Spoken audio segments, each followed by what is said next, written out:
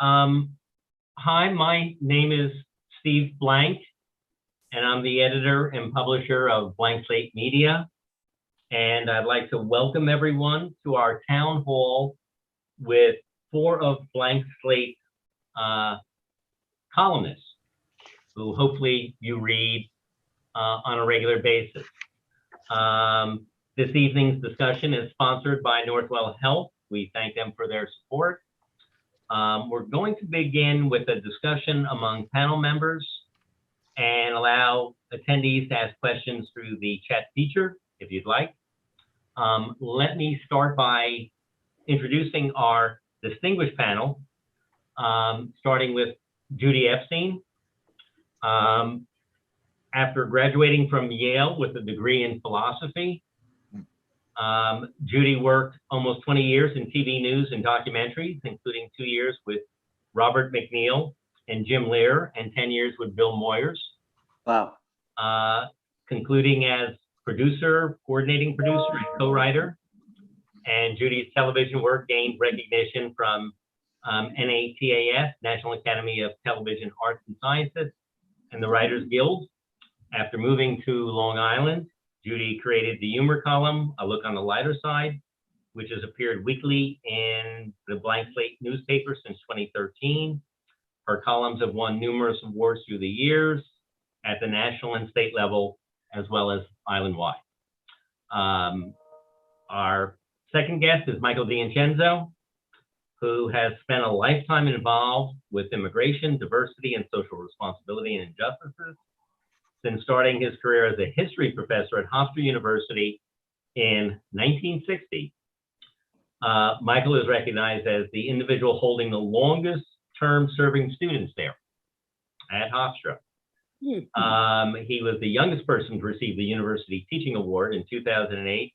He received the American Historical Association Eugene Asher Award as the Outstanding College History Professor Award nationwide. Michael was a candidate for Congress in 1984 and also ran for the new North Hempstead Town Council. He was the chairman of the United Campuses to Prevent Nuclear War, overseeing 600 campuses nationwide. Michael also was the coach of my son's Roslyn Booster basketball team. So heretofore, I will continue to call Michael Coach. Coach. That was a delight, Steve. We have Dr. Tom Ferraro, is a world-renowned sports psychologist with a PhD from SUNY Stony Brook.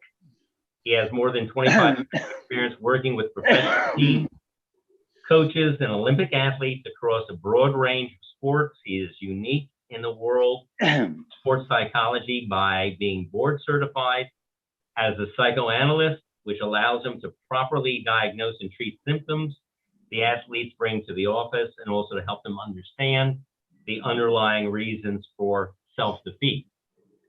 He publishes internationally and has been featured in the New York Times, the Wall Street Journal, the London Times. He treats the issues he treats include anxiety, the yips, anger, slumps, loss of confidence, depression, injury recovery, concussion recovery, drug use, family, and teen problems. And our final guest is Andrew Malikoff. He is the former chief executive of the North Shore Child and Family Guidance Center, the leading nonprofit children's mental health agency on Long Island. He's a 1973 graduate of Rutgers University, where he earned a BA majoring in economics.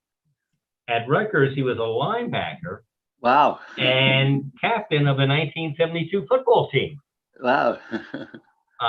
He also competed in wrestling, lacrosse, and rugby, and volunteered as a big brother for Rutgers Community Action and Community Service Program. In August 76, he left Nebraska to attend Adelphi University School of Social Work, where he earned a master's in social work with concentration on working with groups. He's also a licensed clinical social worker and credentialed alcoholism and substance abuse counselor. In addition to his work at the Guidance Center, Andrew is a prolific writer and winner of 2 Folio Journalism Awards. So we have a very distinguished group here. So we're going to jump right in. And Steve, pardon me, Steve. Sure, Can I Michael. just very quickly add a couple of points that relate to some of our panel and my own experiences. I think Okay. of beauty. Bill Moyers was a very close friend of mine, and I wrote a terrific column about him for the Blank Press. He read it. Oh. And then he wrote to me and he said, Wow. how lovely is this? I'm saving this and putting it so my grandchildren can read what you said about me in years to come. Low tech as I am, I lost what he sent to me. Oh. But I don't know if maybe somebody can help. I feel so bad about that because Moyers was so extraordinary. And the last thing I just want to mention very quickly, because it relates, Steve, to our friendship. And Josh, that's your son's name, right? Right. So my son, Zachary, when he graduated from high school, was the Nassau County Scholar Athlete of the Year for basketball and played in the Maccabee games. So now, Tom, I think maybe you might respond to this. He's been recruited at age 31 with the years of eligibility he has to play basketball at Barnard. Holy Moses. And he was very excited about that, but he had to make a big decision pretty quickly about whether to play at Barnard and work for a master's degree. He wants to now become a elementary school teacher. He's very good with young kids, but he decided instead to go to the Bank Street School of Education. So I can't, Steve, I can't live through my son playing basketball anymore. Okay, well, we'll perhaps Tom off camera can assist you in Right, the bereaved father. adapting to that, your loss of hope. So at 31, him entering the NBA. Well, let's start a little bit with, since we're on sports, but I think this ties in. And Tom wrote a recent column about the withdrawal of superstar tennis player Naomi Osaka, based on her perception that the press treats her unfairly, and also issues that she had with depression. So, Tom, tell us a little bit about that, because this is, I think, the issue, mental health issues. I held a forum with several not-for-profit leaders who were involved with food insecurity and other issues. They all said to a person, the greatest issues that we now face post-COVID-19 are mental health issues. So let's talk about that with Naomi, and then talk about the whole issue of depression, because that was one of her issues as well, and how we're all adapting. Sure. Yeah. I'll just address mental health issues with the athlete, even with the professional athlete. So that's a great case in point, where Naomi is a sensitive, young 21-year-old superstar. And really, one of the things I wind up working on with athletes that come to me is this process where there's young talent that is eventually recognized and drawn into the world of fame and fortune and high-level pressure. And when that happens, that's when usually I get a phone call. The breakdowns occur, the depression, the anxiety, the panic, the slumps. And it's really hard to describe the level of pressure that these young people are under, where they're really expected to be very, very kind of kind and have etiquette and be responsive and be bright and be interesting in the context of the press after events where basically they're extremely exhausted. They want to go home. They want to bury their heads. They want to get a decent rest and come back the next day. So it's really a very difficult thing. And it's very unusual that someone would step up and articulate, number one, I'm not going to expose myself to the pressure of interviews. get a $25,000 fine, and then the next day say, great, I'm out of here. Yeah. So she's really taking a hiatus and kind of probably breaking apart in some way. And it's not an unusual story. I mean, the athletes I work with, the superstars especially, they generally wind up telling me the same thing, which is people think that I have all sorts of special traits. I have one special trait. That's it. Whether it's a golfer, whether it's a tennis player, whether it's a soccer star, they understand they have one great ability, and that's it. Then they say, other than that, I'm a regular person. But so the mantle of fame and responsibility and being a role model is very, very difficult. And most of them have a very hard time managing it. Some are better than others, et cetera, et cetera.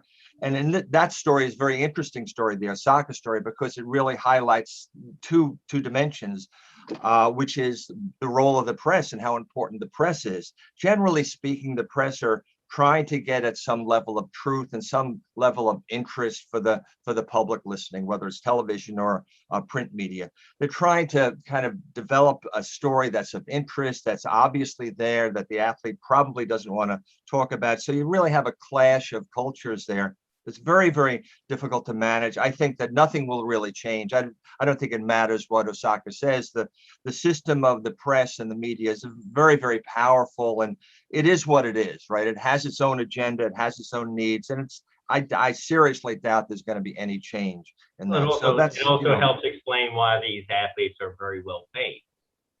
Say it again. Without the press and advertisers and other people, they're not making a lot of money. It wasn't that long ago that professional athletes that didn't have this type of pressure, they also did not have this type of wealth and income and the things that go with it. This is absolutely the truth. It's generally about a 10-to-1 ratio when you work with the superstars of what they're really earning in terms of purses and what they're getting for endorsements. They're all extremely wealthy. I mean, there's no question about it. And they understand that, and they know they learn over time when they get to be in the late 20s to how to manage the press and how to speak with kind of clearly and neutrally. Tiger Woods was probably the best at that. But you're right, of course, that the public has a right, the press has a need, and the athlete has limitations. So it's an interesting kind of a battle that always goes on. Michael? Yeah, so Tom, I'm sure you're aware, there have been increasing studies about the mental stress and anxiety, including thoughts about suicide and loneliness, that are being experienced by college students. And I think high school students as well. I think we have a crisis in terms of mental stress for young people, in terms of all the things that have happened from the pandemic. And I think they need a lot of intervention and a lot of support that hasn't been forthcoming so much so far. Well, I think it's actually gotten worse and worse for the younger generation. I think over the last 20 years, it's been building. And one of my favorite articles is by Stewart at the Atlantic about, I guess, 7 or 8 months ago. And he said he really addressed something that needs to be addressed, which is this kind of an invisible wall that's being established by the professional class, the top 10% in the nation. And what has happened is that those people understand that in order to stay on that side of the wall, to stay in the kind of elite class, is going to take tremendous investment, and they invest in where they live, with this kind of school the kid goes to, the country club life, and all of that. And I think that the children understand that this is a real problem. And so you see, especially gifted young kids, really highly stressed, highly anxious, highly depressed, breaking down, because they understand the parents are shelling out massive amounts of money for education, among other things, right? And that people understand this, that there's kind of two worlds we live in now, the lower 90% and the top 10%. And obviously, everyone wants to get into the top 10%. And so I think you're right. It's not simply because of the pandemic. This has been coming for a good 20, 30 years. And it's very, very difficult. Andrew, let me go to you, because that's what you did until recently, retiring for many, many years. What have you seen in terms of this? You're dealing with families and you're dealing with many of these issues. What was your experience? Well, I think that the common denominator, during the pandemic, and again, as Tom was referring to, there is a bigger context that extends beyond that. But the common denominator is loss. And it's loss of life, loss of livelihood, and loss of way of life.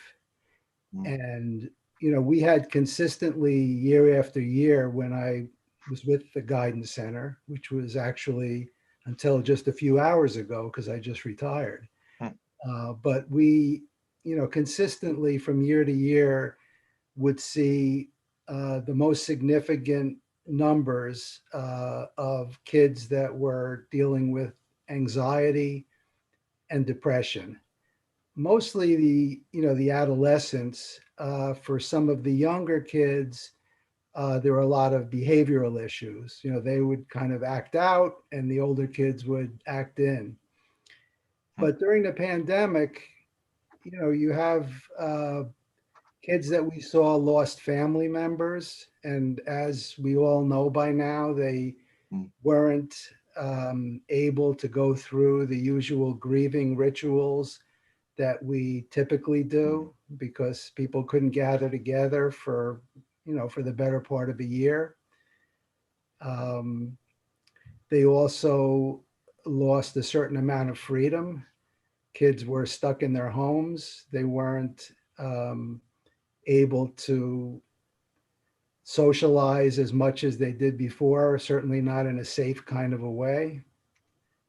They lost structure, going to school and having the routine, whether they loved it or hated it.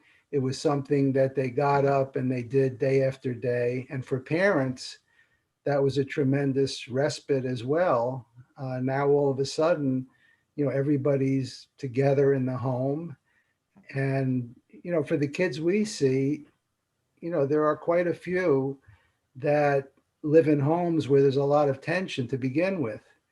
So when you have that, that respite and you have that sort of escape valve, it helps to release some of the stress.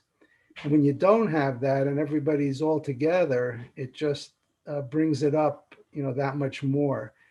And, you spoke about sports a little bit earlier, certainly, and it's not only sports, it's other activities, but for at least the first year, and I know they tried to make up with it and for it, and they did pretty well this year. Kids lost their association and affiliations with the teams that they were on, the opportunity to compete in championships. Kids that were involved with drama or clubs, no longer had the same opportunity to do that. The typical graduation ceremonies for the seniors last year. It's changed, somewhat now, of course. It's a dramatic difference from 1 year ago. But these will have lasting effects. It's not something that's just going to go away. And for kids who had pre-existing mental health issues, the pandemic just exacerbated all that.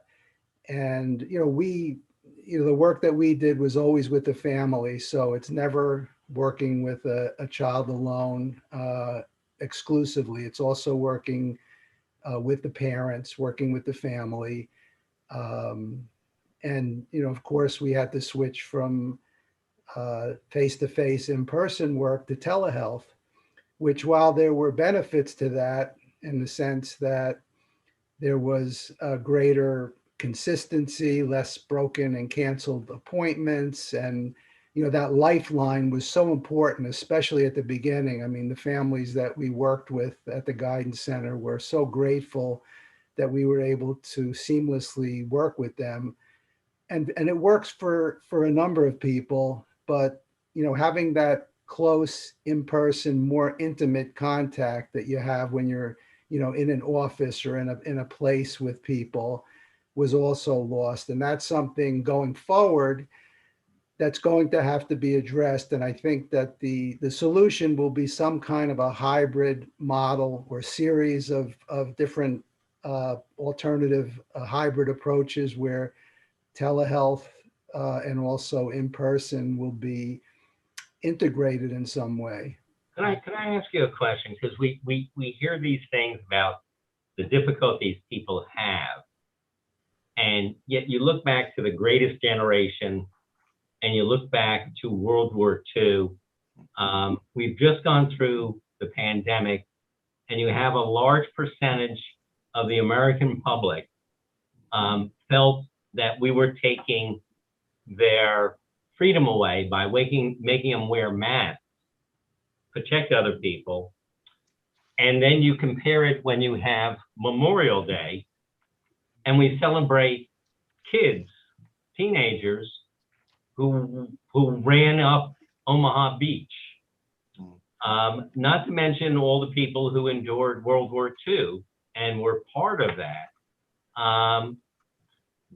In some ways, I'm looking, are we overstating all of these problems? Have we become, the notion of being snowflakes? I mean, if you look at the greatest generation and these other generations, it's a question of what we're used to. Or are we just, are we softer? And if these things are true, what about your, I guess it's parents, grandparents who went through World War II? We treat people for PTSD now, and that's real, and the impact, and we're seeing that on the veterans. How did our grandparents survive what happened in World War II? Some of them didn't. Some of them didn't. Some of them, we just would have called them alcoholics or failures or whatever. And I think we're a little farther along now in a little bit of compassion for people. If it's okay, I wanted to go back to the point about 10% versus 90%, because I do think it's actually relevant here. There is so much pressure on all of us, on kids, to not just be in the 10%, but in the 1%. And I don't mean economically, but you've got to be the best at everything. And at some point when my kids were in high school, as the least credentialed person here, I feel qualified to talk about this. It's got to be okay. No, I'm the least credentialed here. You've got the philosophy from We'll duke it out later. But it's got to be okay to do okay. We got to take the pressure off all of us, and not just the kids, but they will be the biggest beneficiaries. It's got to be all right to get by. I read an article many years ago, actually, by a woman who, her kid at the time was applying to college, and she said, does everybody have to be a chief? How can you be a chief if there aren't any Indians? And when my kids got to applying to college, it's true. Everybody has to start their own foundation, their own 501c3, because it's not okay to just be on the team. You have to be the captain and start your own philanthropy and this and that, only to be waitlisted at the end of it all. And there has to be something else for kids to hook onto other than what we promise them is going to be a golden ticket, and it isn't even. The only ray of hope I see coming out of the pandemic, actually, is, and with President Biden, is, it may not be a good idea to go through all that torment, to go get the best grades. You can't even enjoy college because you still have to work the GPA. So you can get into a great law school, so you can get that great job, and then hate it. So, and then find out that they've outsourced law jobs to people in India anyway. So actually going to a trade school and becoming a plumber was the smarter move. It's, I think the whole, I can reinforce, what you said. In the last few months, in addition to the pandemic, the kids had, many of the kids we've seen have felt such pressure in school to perform before the end of the year, that we had an unprecedented number of kids that were either talking about suicide or actually, had taken some kind of an action. And the number of kids that we were getting from hospitals, because of that, had increased dramatically. I mean, the caseloads were just going through the roof. So everything that you said, Judy, can be borne out by what we experienced, particularly during the spring. And I think these are all related. Steve, when you bring up the idea of the snowflakes and the great generation in the past and what's really going on here, my only thought about it was as it relates to the media, because what's happened, I think, the difference between the guys in World War II that got home and the guys from Vietnam that got home, it's been written a lot about. The guys from World War II that had to take a boat, as a good example, took 2 weeks to get home, and they're talking and decompressing. Whereas in Vietnam, you fly them back home. And I think that's a good example of the broader problem of social collapse. We really don't have a lot of social connection. We have simply media connection with the cell phone, with the television, et cetera, et cetera. And one of the takeaways of that is that there really isn't that kind of a connection with other people, with human beings, with coaches, with parents, so that the kid can actually get some support and protect him or herself from emotional collapse and emotional calamity, that kind of thing. So I think that's part of it. And connected to that is what Judy's talking about in terms of this insanity of having to be number one or you're nothing. And that's, again, it's a media contributed process. We see, who do we see on television? We're not watching average people. We're seeing like Brad Pitt and Angelina Jolie. These are the people we're constantly seeing. So you have to eventually conclude. And we see these constant images of this for the last 70 years. So eventually you have to say, well, Jesus Christ, I really have to get moving here. I have to be either like Brad Pitt or I'm a nothing. And so there's such a massive stress that is for people. Now, do we see it? And Mike, I'm going to ask you. Well, for the purposes of the audience, we'll call you Mike, but you're still Coach in my book. But right now we're also in, we talk about it at this level, but we have 25%. Republicans represent, 30% of the public, and 70% of them don't believe we had a fair election.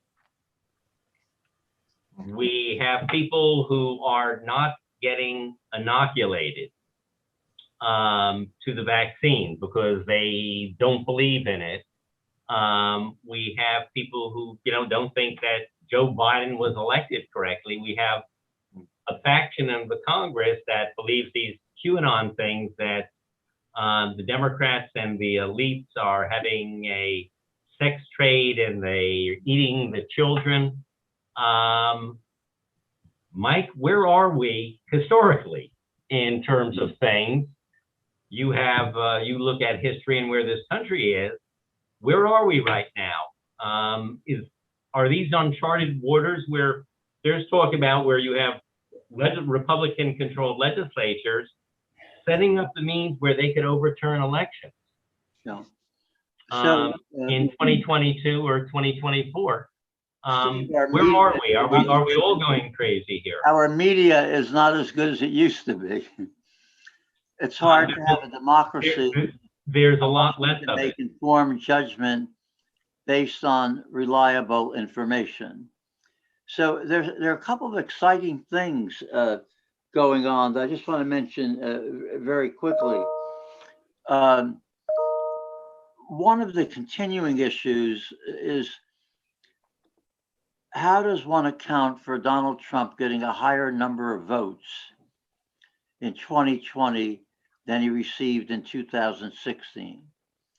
And that, as Steve mentioned, 70% of them believe he is the president now, and kind of support his view that in August he'll be president.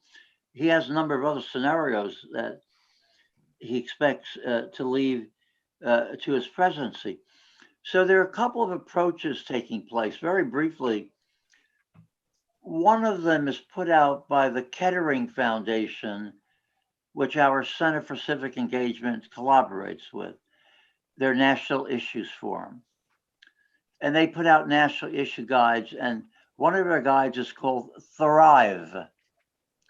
And the focus of that guide is, how do we help young people who are feeling strains and difficulties, don't think they're going to be able to have a family, get a job, be able to have a home, how do we get them to think more affirmatively and plan more affirmatively going into the future? And that's a very provocative guide. We're preparing an alternative to that. I come back to that later. But the other thing I just want to mention is that I was very impressed by what Joe Biden and Obama have been doing. And they've been saying, well, people are having trouble understanding why so many people continue to support Trump. We need to do a little checking about that, do a little finding out about it. So what Biden and Obama have proposed are community forums where small numbers of people come in a respectful manner and collect concerns. So instead of advocacy and political pushing your agenda, what bothers you? What do you want to have happen? Now that doesn't mean things are going to be able to be resolved, but Biden and Obama are arguing that if people come together fairly often, they can develop some mutual understanding, sort of like out of the play Oslo, trying to navigate the Israeli peace accords that has now been made into a film as well. So if you're together, you might learn more from other people. You might hear more about their concerns. There's no guarantee you're going to be able to resolve things. But first, the first step is to do concern gathering. And then the second step is what kind of actions can be taken to address people's aspirations and grievances. You mentioned in one of your suggested questions was the idea of bowling alone. Yeah. That was written, and the fact that we're sort of come apart. And I think, media, we look at what's happened to media, which incidentally, the newspapers, where there's actual reporting and facts presented, is in danger. In many places, it's greatly diminished. Sure. Across the country. There are far less newspapers, and the newspapers you have are a lot smaller. And one of the things that we're seeing at the level, so you guys are supporting us in doing this, but one of the places that you really lose when newspapers, and I'm talking about daily newspapers. I used to work for daily newspapers in places like Kansas City and Syracuse. When you lose those newspapers, we're seeing everything at the state legislatures. All these people are trying to undermine the vote. Well, there used to be newspapers covering those people and focusing on what they're trying to do. And if you go into states, if you go up to Albany, you will see there are so many fewer reporters than there were 20 years ago. So the question is, who's minding the store when these things go on? So I think there's something there. And of course, there is social media. So you are all writers, and I guess this is part of you're all writing columns. You're all accomplished people. Your columns are excellent. They really are. I am fortunate as a publisher to have you guys. But there's such and I've aimed this paper where we invite everybody to come in. All sides of the argument can enter. I've gotten myself into trouble, but how do you feel in sort of these words where are you reaching the right people? Are you communicating with people and having an impact that you'd like to have? Yeah, I think we are. I think we don't know it. I think that, the connection between a writer and the audience is very, very sparse. I mean, I have no clue, but I do think that there's something, what you're really talking about the Putnam research out of Harvard, bowling alone, is it's kind of like the death of the local, right? And that's the Durkheim's idea of anomie, right? And what that comes down to is when things become nationalized, when you only connect to a national level and you lose the village level, the local level, the community level, it's a very depressing and confusing process. And I think that's what we're well into that story right now. And now we have the media, which is kind of something that's supposed to kind of connect us. And so I think what Michael said is about what Obama was talking about, community forums. This is exactly what is needed. Whether it's going to happen, I have no idea. Schultz, profited largely on that concept with the cafe life, the Starbucks. You come together as a community, but it's not cafe life. It's not people talking to each other. It's kind of the same, looking at your computer basically. So I think it's a huge issue. I do think that local papers, Steve, what you're doing and offering is a vital thing. But there's no way of me, I don't know about the other writers here, there's no way of me understanding that that's actually happening, because I don't really have much connection to the reader. I have no idea. So, Tom, I'm so impressed by what Biden's doing. For one thing, he has kind of a modesty about him when he goes about trying to do things without a lot of bravado.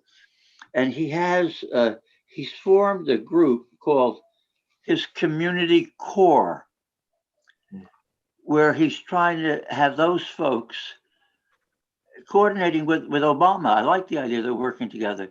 Those folks set up the community gatherings. Again, there's no guarantee that people who do concern gathering and listen to each other with civility will clarify what's wrong and what needs to be done and how to do it.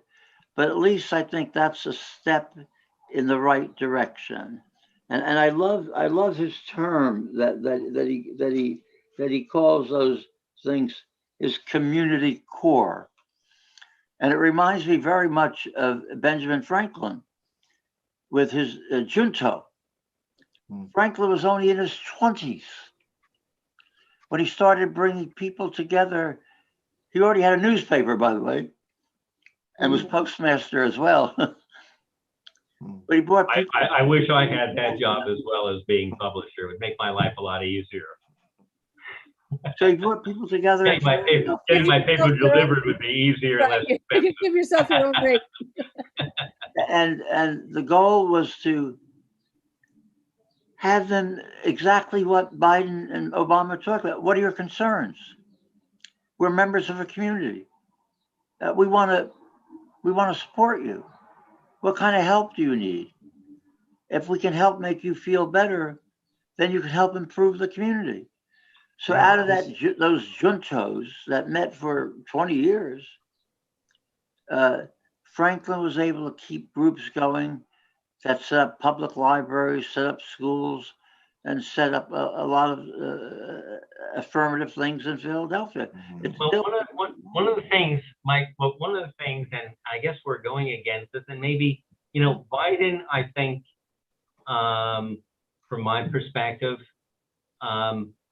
his demeanor, I mean, what we went through was inciting, and we're still going through, is appeals to our darker angels and stirring people up. And a lot of people, and these are including people like, I guess, former Republicans and even Bush people, and people who said that they were not happy with how old he is. And they're saying that maybe, that temperamentally, Biden, the way he presents himself and the way he talks about things has calmed things down. But at the same time, you're looking at the anger that is out there.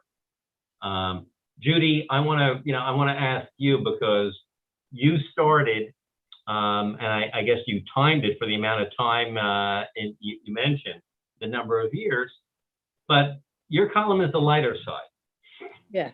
And you wrote on, those interesting, quirky things in life that you see, and you still do. but I've seen increasingly you're sort of drawn into these things around you. You know, where you're writing about the politics. You know, here's somebody who was that humorous take on the universe, but now I see you sort of sucked in with everybody else into you know, the divisions. I thought, you know, I loved your column this week.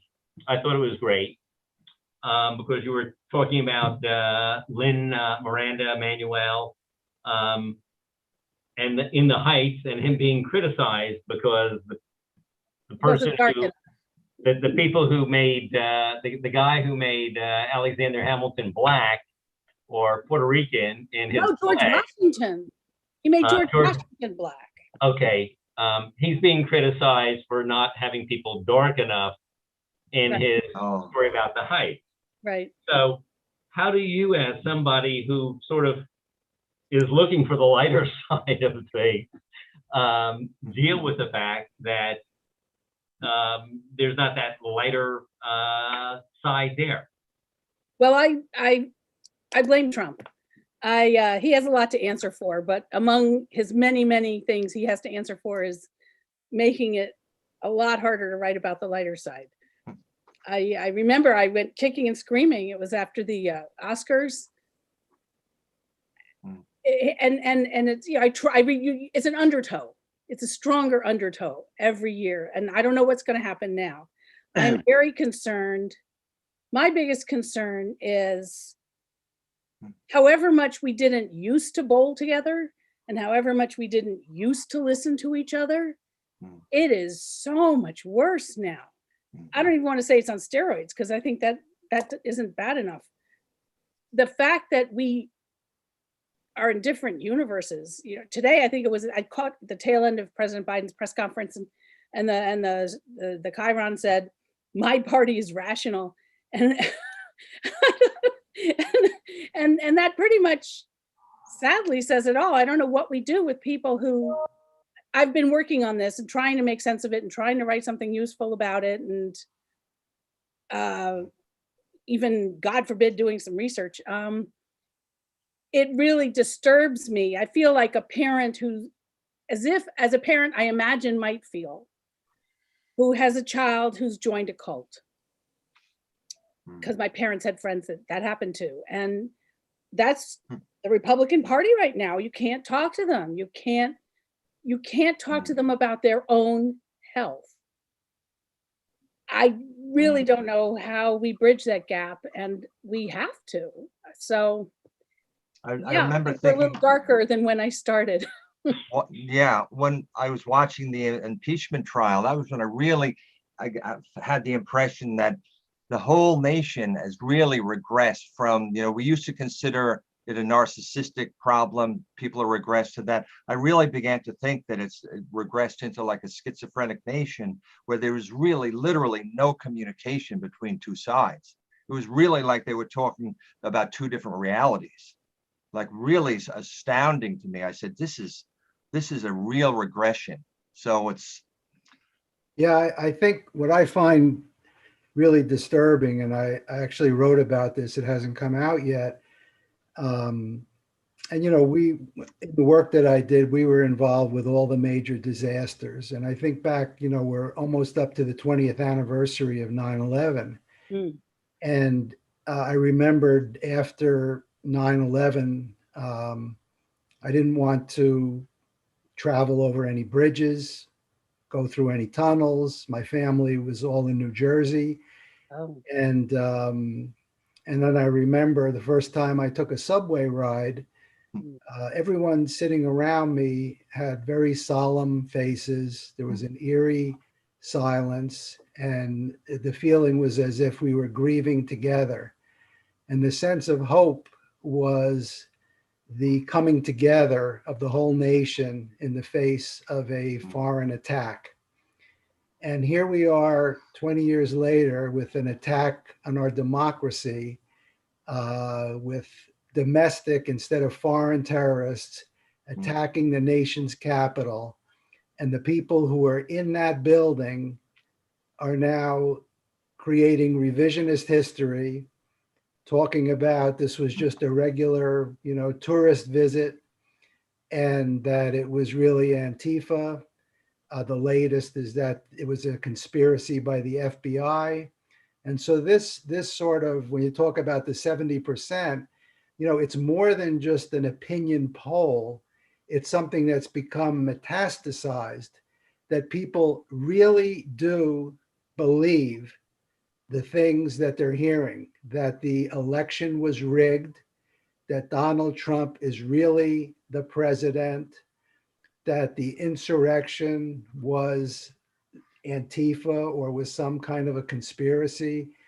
They really believe those things. And sometimes when you're in the middle of something, you don't quite know how dangerous it really is. But I think that we are in more dangerous times than we've ever been in. And I can only say that I would hope that as we go 10 and 20 years from now, that we will look back and say we found a way through this, rather than we found our way into, deeper, than we've ever been in before. This is just kind of, it's not the beginning, but it's sort of in the middle part of it. And it's really kind of frightening, really. Well, it's just what Michael was talking about with the idea of a call for a community where people, human beings, come together and see each other and talk, right? This is not what's happening, right? What's happening is this other thing. There's no third place. There's no cafe life. There's no third place, meaning not away from home and away from work, another place to have a community. And without it, you have just the crazy media stuff. Michael? Yeah, there continues to be such loyalty to Trump that it's hard to separate people out for the talking without feeling they're obliged to him. And as you probably heard, not only did he believe he was going to be restored to the presidency in August through some action, but that he now plans, if you haven't heard it, to run for the House of Representatives, where Pelosi only has a 5-seat edge. And he believes he can take enough Republicans with him in 2022 to get a majority in the House, and then he'll be elected Speaker of the House. And he will run for president as Speaker of the House of Representatives. I mean, there's no limit. Incidentally, he doesn't have to be The man's elected. audacity, right? He doesn't have to be. He doesn't have to be elected to the House in order to be named Speaker of the House. Well, he wants to become Speaker, then run for presidency. So here's the thing I kind of directed to Judy as well, related to humor. Longtime conservative writer, mostly about foreign policy, but generally a man named Max Boot, B-O-O-T. Yeah. Had a terrific column in the last 10 days. And he said his main theme was that Donald Trump is a very ordinary, pretty stupid man, but we can't take him for granted because he's a very dangerous man. And he imperils our nation, he imperils our security, and he imperils the world. And part of the reason for that, Max Boot argues, is Trump has a skill that Boot says a lot of dictators have, of getting people to believe that some internal mystical conspiratorial things are real, and that loyalty to the person and those views trump everything else. I use the word trump, prevail over everything else. So they stay in that mode. And what Max Boot argues is that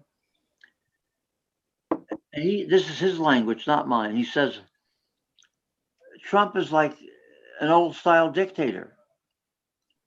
He's adept at getting people to believe their worst conspiracy views about society and about other people, and to accept those for themselves in terms of what happens. And what Boot argues is that part of the problem we've had is that educated people don't take Trump seriously. And he actually uses the word, I said, he's a buffoon. He's an ignoramus. So I mentioned that, Judy, because I don't know if using that kind of hostile humor can rally people to say, enough of this already. But what Boot concludes is that we can't take him for granted. He's there and he's a danger. And we've got to be aware of all that he's done and that he needs to be opposed nonstop. Well, absolutely. The challenge of humor, I think you have it crystallized back in the day. Charlie Chaplin satirized Hitler very well, but it didn't make any difference. Humor, I think, can only go so far as a weapon. And So you're saying we can't count on Alec Baldwin? well, we have to throw everything we've got at the problem. But I think you gentlemen have more experience in psychology. The way I see Trump's appeal as an amateur, as an outsider, as a layperson, he makes it legitimate for people to have feelings that we've been telling them since 1960 something they should be ashamed of. They should be ashamed of their racism. They should be ashamed of themselves. They should just be ashamed. And more than anyone else who's come down the pike, Trump says it's okay to be your rotten self. And the other thing I think people latch onto him for is the whole thing about Make America Great Again really puzzled me until I realized it's for people who need to feel great themselves. Yeah. They do it vicariously through him, the same way other people are happy enough to just watch the Yankees win. But they want to be great, and he's the conduit to greatness. Yeah. And we are not going to detach anybody from that until we can give them something else. I'll finish with a quote that I've been mulling over from, I think it's Teddy Roosevelt, but no, or I don't know, Oprah, somebody, Einstein. People, they won't care they care how you make them feel is the bottom line. Well, with the they won't remember what you said. They won't remember what you did. They will always remember how you made them feel. Judy, would the humor help to diminish the tyrant who's kind of perpetrating it? No, they'll just hate you for the hostile humor. You just have to, I think we have to find a way to give people a step down drug that's not as dangerous. Well, you talk about, Tom, speak about sports. And the desire to be part of a team, part of something else, and how people, I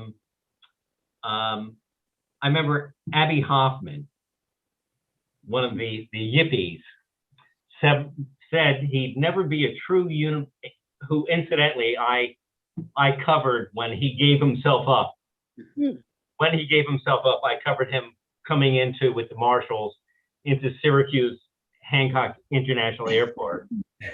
But he said he could never be a true revolutionary until Willie Mays died. Because he had this affinity to something else, this team, the Giants, and this player. And I think so much of sports, and I think, Make America Great, being on the winning team, we're number one, is kind of a thing that lots of people need to feel, that lifts their lives. They may feel that they don't have a lot of things going on in their life, but being part of something, rooting for the Knicks and their winning. I mean, when the Yankees win, I feel better about myself. Is that what it is? So there seems to be this psychology there of, there's something innate among people needing to be part of something. Well, And yeah, not only part of something, because that's, of course, that's what kind of what we're talking about, community. But see, the flip side of that is really what's happening, right? Which is this tremendous sense of compulsivity, just like Judy was talking about, a great interpretation of Make America Great Again. Why are people compelled to like that?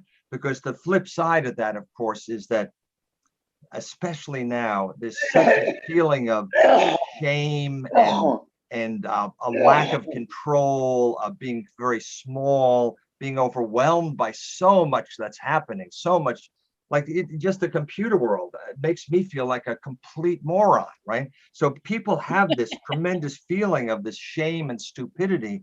And so the sport is one, at least it's a relatively benign way of trying to address that and to be number one. But of course, it becomes very compulsive, and then it becomes problematic, and there's depression that results from it.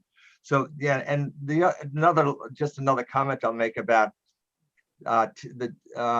working with professional teams. Yes, the myth is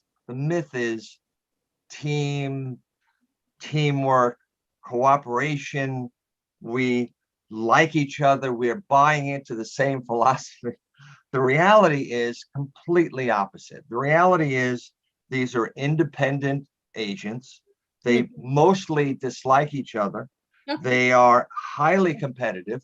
They are jealous of each other. I could tell you hair-raising stories about if a young person, like rookie of the year, comes in and threatens a superstar status on a team, that superstar will get that rookie fired, and it happens. So the myth of teamwork, of course, it's true that we need a sense of community and to be human and to be with each other and to cooperate. But sport is kind of, especially the athletes I work with on professional level, it's quite a malevolent, I think, experience is the best way to put it. Tom, you can't take away my Yankees and my Giants. You just can't. I mean, that's being cruel here. Take away my country, take away all those other things. Don't take away the Yankees and the Giants. Well, the Yankees were saved by only one man. That's Joe Torre, who was able to manage Steinbrenner. And that's a big task because Torre had an abusive father. He knew how to deal with abuse. He protected the team when he was there from the crazy Steinbrenner, and they really they flowered out. But since then, it's been a battle. Yeah, they can throw all the money that you want at them, but Tom, Andrew, let me ask Andrew comment on the Supreme Court decision that now provides funding for NCAA athletes instead of the millions going exclusively to the coaches? Or the schools. Right. That they said that the athletes can receive money. Oh, is that right? For Yeah. name, likeness, and one other thing.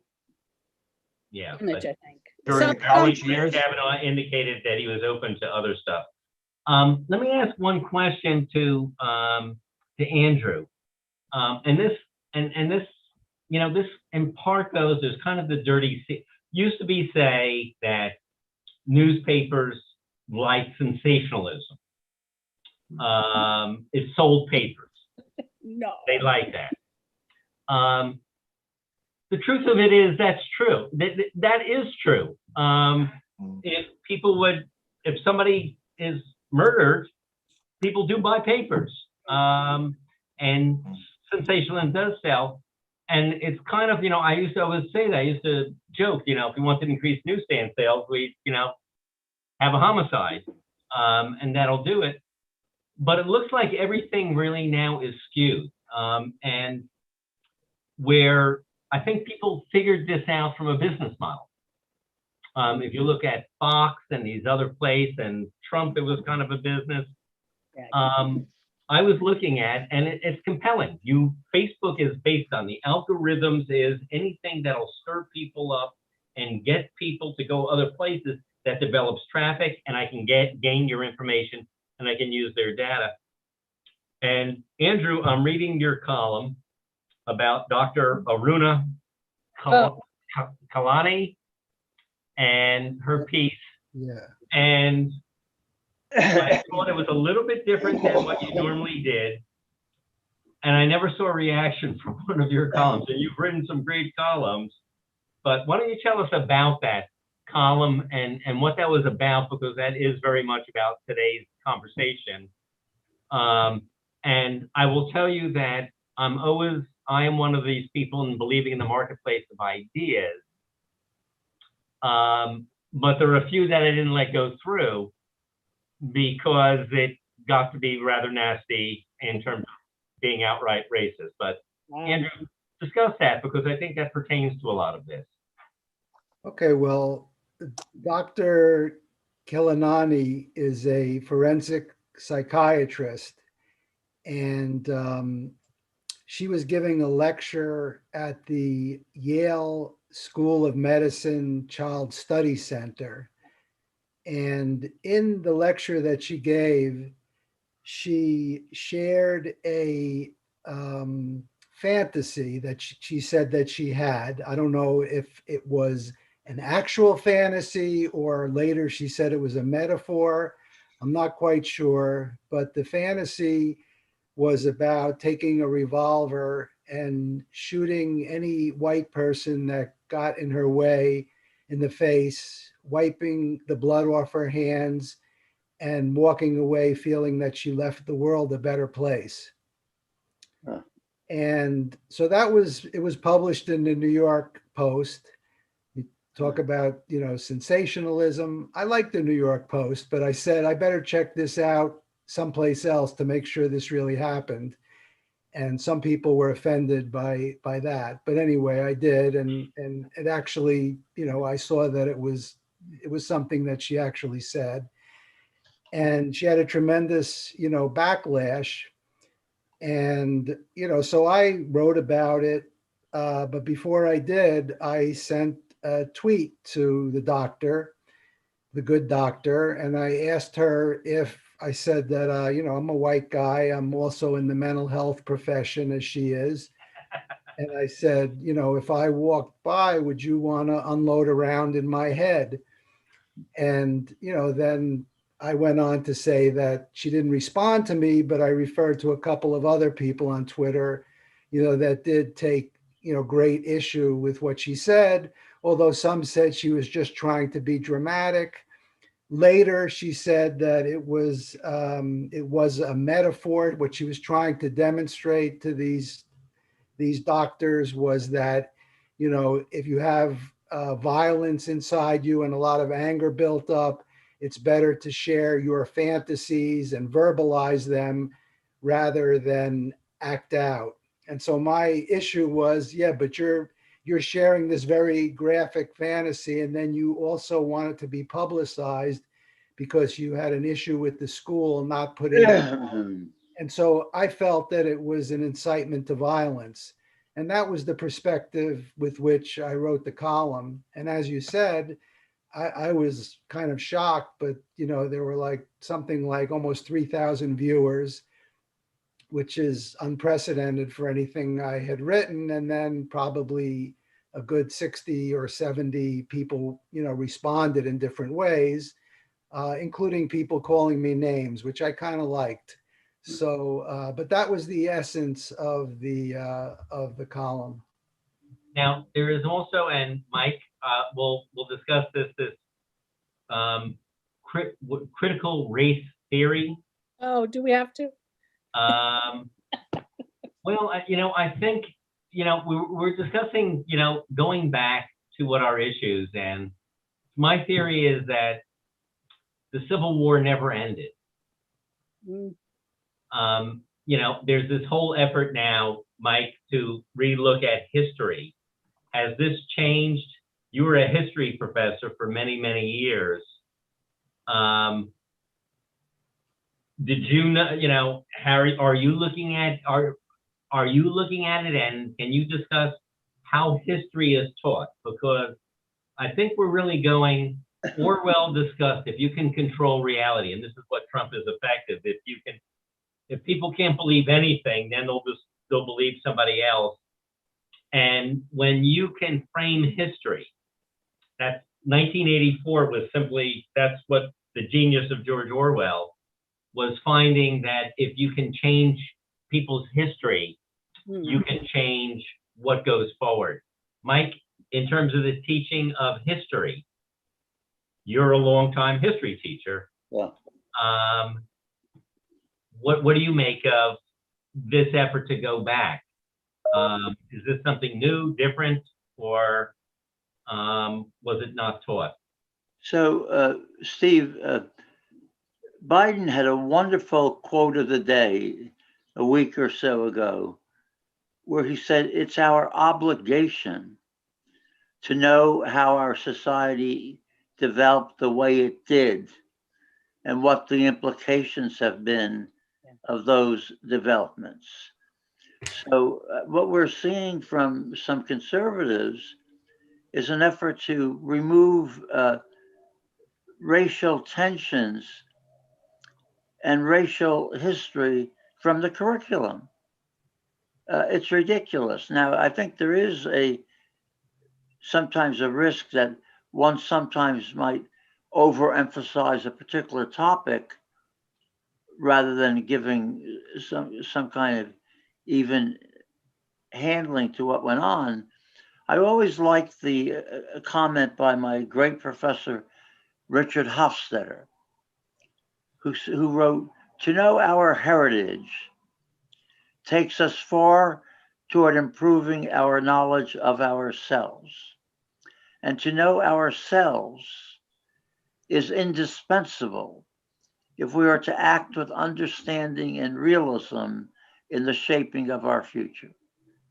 So, I think the Hofstadter view was you build by what's happened and you try to learn from the mistakes as well as from the positives as you go forward. And I've always liked, I've mentioned before, I think to our group too, this book by Alan Gable called Breaking Bread with the Dead. I love that title. But the title refers to sort of like having mental interactions with people who are already dead. So historians with the past. And what Gable's notion was, very much like Hofstadter's, is that we have an obligation to go back and find out what people experienced, what the negatives were, what their strains were, how they dealt with it, so we can decide how to build on improving it or getting rid of it. I think the book is just terrific. Michael, I think what you're saying was reinforced, 100-fold by General Milley when he was asked the same question by Matt Gaetz about the importance of this kind of education, and talking about, yes, we need to learn about this. Yes, we need to learn this history. We need to learn why things are the way they are right now. We need to look at the history of civil rights. And I think what he said was so compelling that that's the kind of thing with, to speak to what several people here talked about before. If you want to have a conversation, he really stopped everyone in their tracks. And he really created a context, which if that were extended in some way, that I think could lead to a conversation about this. Yeah, and the other thing I would say, Andrew, is that one of the things I love about the book is Gable says you can't expect people to be perfect in the past any more than you expect people to be perfect now. So you got to give them a little leeway. If they have some virtue leaning, they try things and they don't succeed, because be open to the process that they can contribute building blocks to others, or they can set a stage for others to improve. I mean, that's a very generous kind of accepting that you just don't blame people for what went wrong. And, we have a big controversy still going on at Hofstra, where students are trying to remove Jefferson's statue. Oh. So, among other things, Jefferson replaced religion with history in the curriculum. that was required for everyone who went to the common schools, boys and girls. And he said, it helps us to know what occurred so we can build on the positives as well as shake off the dead hand of what went wrong. So I'm not going to go way down the Jefferson Trail now, but most people don't highlight that Jefferson single-handedly stopped the African slave trade when he was president of the United States. The Constitution had said, adopted in 1788, that there could be no interference for at least 20 years. Oh. It didn't say anything had to be done. But the first day it could be stopped, Jefferson stopped it. And he felt that was a complicated situation, but he felt at least if you stop a cancer from growing, you have a better chance to confine it and deal with it. So there's an example of more nuances than people generally respond to. I guess the question is, and what's being taught in school? They're actually in the state of Texas right now. Governor Abbott wanted to make it illegal, basically, to teach about anything about racism. Yeah. Anything about It racism. doesn't leave much. What's that? It doesn't, it leaves maybe math. Well, it's There goes. but this is sort of a not only that, I think Governor DeSantis today signed legislation that said that professors and students at Florida schools needed to be surveyed for their political views, and it needed to be reported on to the state legislature. See, the problem with this is of course their intentions are bad, but with or without the intentions, they're doing surgery with hatchets. I mean, education is hard, as everyone here will attest. It isn't easy. Anything can be taught badly. And if they would, for example, I participated in a discussion group around the time of, it was going to be the 3rd or 4th, I don't know, one of the marches on Washington, the 3rd one it would have been. And it fell apart because of Linda Sarsour being anti-Semitic, and a lot of people who were very into the march in the first place are Jewish, and they're going, wait a minute. So there was a big discussion group convened in Port Washington at the Dolphin Bookshop, and there was a discussion leader, and I don't remember who it was, but I remember being read a list of questions, and I was listening on 2 levels. There were things you were supposed to answer for yourself. Have I ever felt embarrassed of speaking with an accent?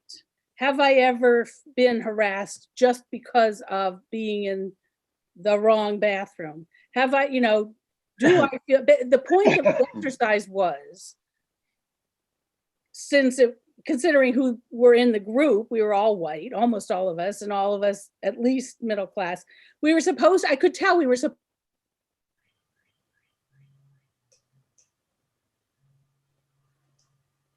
The wonders of modern technology here. We're buffering with Judy here. Discriminated Correct. against in the past. Okay, now And it was, so I sat there resenting her and the supposed curriculum that I, in principle, agree with. So anything can be taught badly. And I think if they just stick to teaching history as best they can, we'll draw the conclusions from it. Well, did you, for instance, know about the Tulsa Massacre? No, not until this year. Okay, and There's a lot I didn't know. I mean, there's a lot, I guess what was kind of incredible to me is that there would be, how this country allowed Confederate statues to be put up, not right after the war, but it was like in the 1890s when they were pressing Jim Crow, how they could actually make these guys heroes who were traitors. To me, it's the most absurd thing is that and take the difference in Germany. the German government after the Second World War, they banned Mein Kampf, the Nazi flag. There was no statues of General Rommel or any of those people. They have museums. They came forthrightly. Where this country, you had Gone with the Wind that made slavery seem like a good thing. Yeah. And I still remember the guy in a documentary that we did. And he said, the only thing Hitler did wrong was to get us into the war and to lose the war. And to cut to the chase, I'm sorry, what do we do with people who don't admit they lost? They lost the election, that it was an insurrection. It was the, and it's the biggest piece of fiction. I don't know what you do with that. I think. So is this any crazier? Are we any crazier now? I do think that it is sort of a scarier thing. Temple Emmanuel, and I've been with many of these that with Mike, has had a number of, they have distinguished people. They have a program where they bring in many of the well-known talking heads, General Stavridis, the historians, well-known people. And they'd come in on Sunday and they would have a discussion, question and answer, people that you'll see on cable television. And the question was asked, and this was interesting. I asked this several ones. General Stavridis, there was, I'm trying to think of a friend of ours who is in counterintelligence, but how safe our democracy is. Mhm. And everyone answered it was actually scary. And this is when some of the bad things during the Trump administration, that it's a lot more fragile than we ever thought. And that things that we had taken for granted for a long time won't necessarily survive. Right. And I guess, the question is that, where does that, the idea of democracy, free elections, can be jeopardized. Is that something, Mike, is that something, I don't recall that ever happening. So, Steve, other than the Civil War, where the South attacked us. yeah, so Steve, there've been some stuff written that says, what if General Flynn, who's been pardoned by Trump, and some of the others say, what's happening is unacceptable to the military, that they should take steps to fix American society. That hasn't happened yet. But, I'm not prepared to rule out some kind of military coup or people coming in to do something like that. I was hoping for a different answer to make me feel better. This is about the Civil War, you mean? No, about our prospects going forward, but it is. Stephen Colbert called it the Second Civil War. One of the things I mentioned General Milley, but the point that he was making, which I thought was powerful, was that he wants to know what led to this insurrection. He wants to learn as much as he can, because the young people that are coming into the military are the people that are living out there. And he wants to know what their experience is on all sides. And so he's really advocating for this kind of conversation again. And I think that, we are in a dangerous place. And I do think the only way out of it is to expose some of this, but in a way that you get increasing number of peoples that will listen. And with the kind of leadership that he showed in that statement, that's what we need. We need more of that, because it stopped people in their tracks, not in a combative way, but in a way, maybe I really need to think this through. It may not have gotten that far, but it got further than anything that I've heard in quite a while. Yeah, I love that Biden his support group, his community core, people going out trying to do good things. Andrew, you guys have done some wonderful writing, and some terrific stories on a regular basis. I enjoy reading. I feel I am privileged to have our columnists have as talented a group of people. I love the story, Andrew, about your father, and you actually got picked up and got some radio station, I think in the Midwest, called you up about you learning about your father. You want to tell that story? Yeah, well, my father, his parents were immigrants from Russia, and he was born in 1919. He grew up in Newark, New Jersey, which is where I was also born. And his youngest brother, who died just a couple years ago at 95, I was very close with him, and I had a great opportunity to spend some time with him the years before he died. And he was the family storyteller. And he told me a story. He says, I want to tell you something about your father. And they were all athletes. They were kind of tough Jewish kids in Newark, at the time. And he says, he was recruited when he, was just about graduated out of high school. He's probably about 19. And it was before he enlisted in the Army and, for World War II.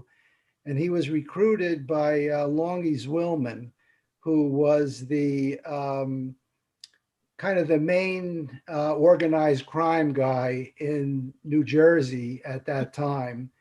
And Longy Zwillman was a Jewish guy who was about as anti-Hitler Nazi as you can get.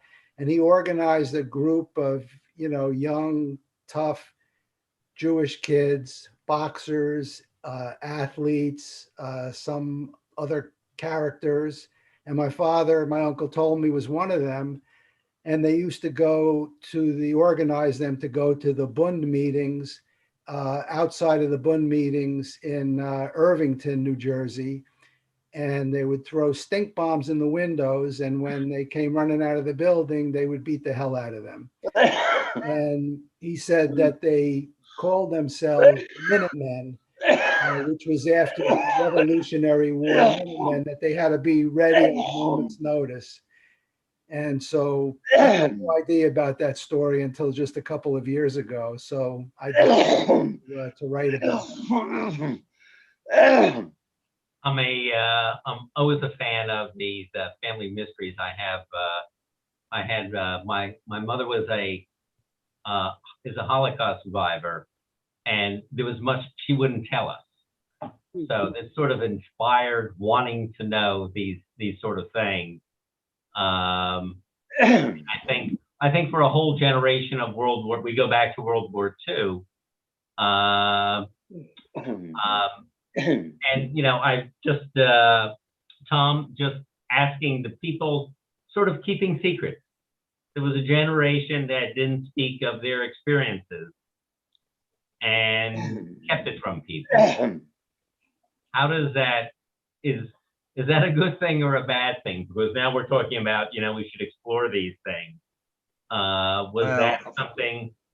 Of course, that's the basis of psychoanalysis, really, right? Is exploring the secrets an individual has that he's hiding, that he doesn't want to face, that's influencing his life. That's basically what psychoanalysis is.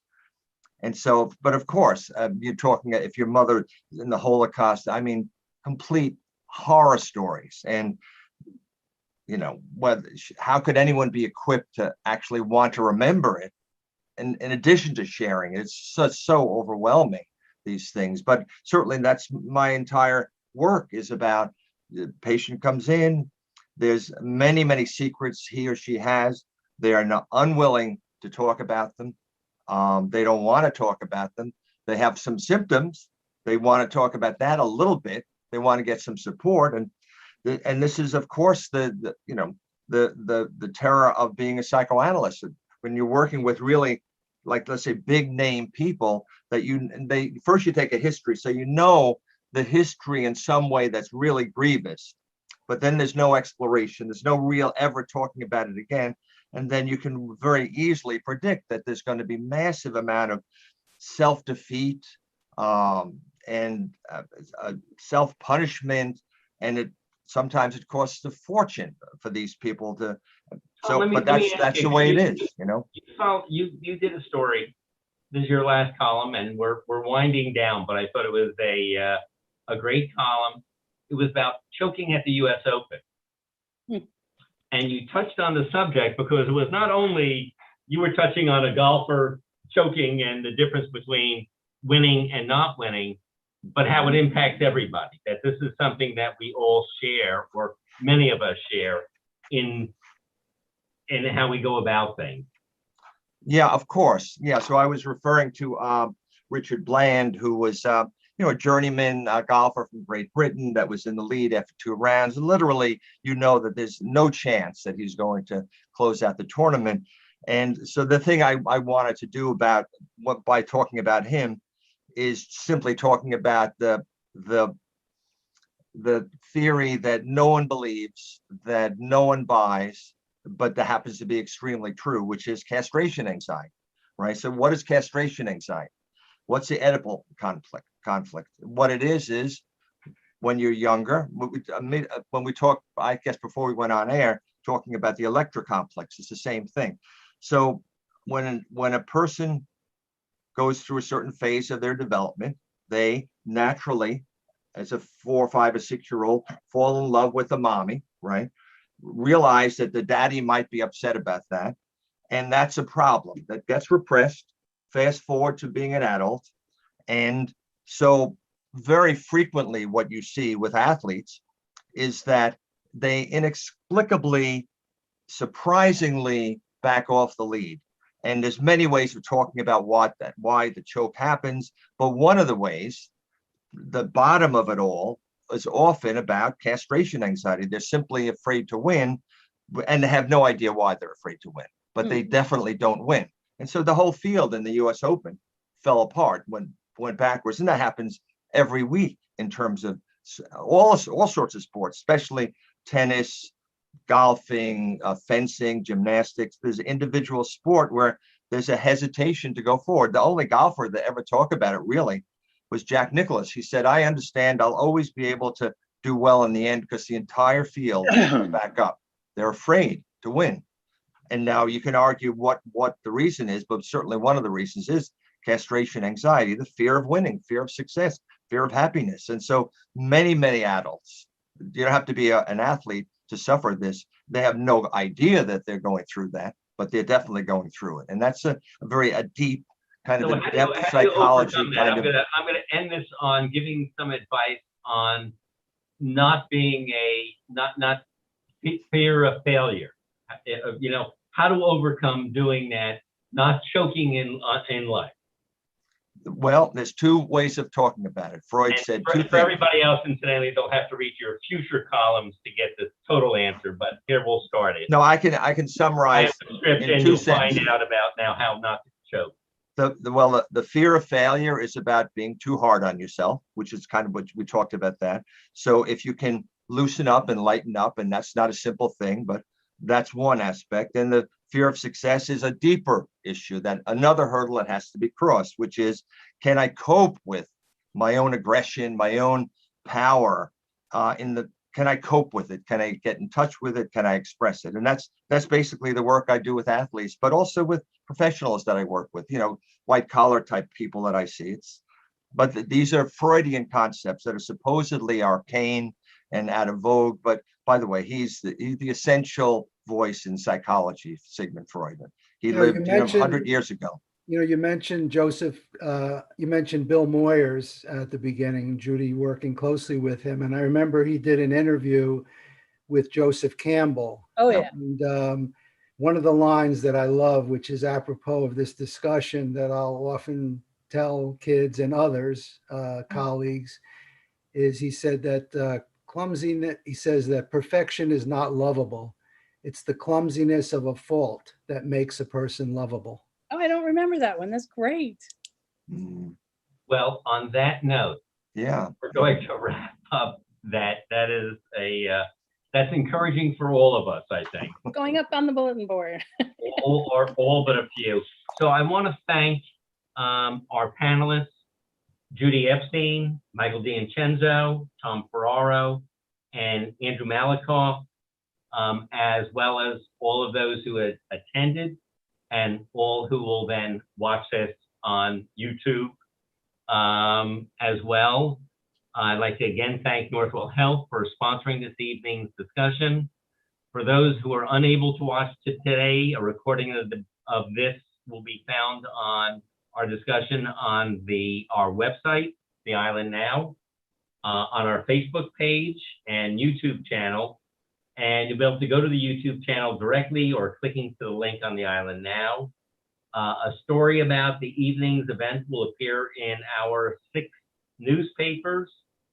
And I hope all the attendees will also support us and community journalism in an effort to keep my business going and also support the idea of community by subscribing to our award-winning newspaper. So again, thank you very much. Thank you for our panel, excellent panel, fascinating discussion. And if you want to read more on a regular basis, weekly or every other week, these guys are writing terrific columns. So thank you for that. And we'll see you real soon. Ew. Stephen, thank you for all your kindness. I really appreciate it. And nice to meet everybody. Likewise. Okay. Okay. Thank you very much. So long. Thank you.